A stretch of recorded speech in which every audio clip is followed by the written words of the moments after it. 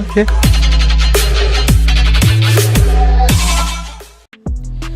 তো হ্যালো দোস্ত, সবাই কেমন আছো?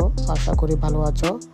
আজ আমি যাচ্ছি স্পেরিফাই থেকে। আমি স্পার্ক প্লাগ একটা অর্ডার দিয়েছিলাম, ওটাকে মেরে জাভা 42 বোবারে লাগানোর জন্য।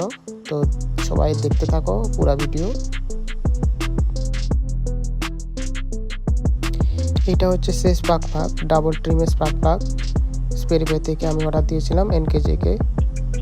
তো দেখো কিভাবে আটকাই, আর পুরো ভিডিও দেখতে থাকো।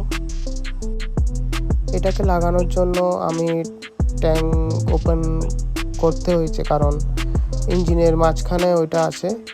তো অনেক সময় লেগেছে, অনেক।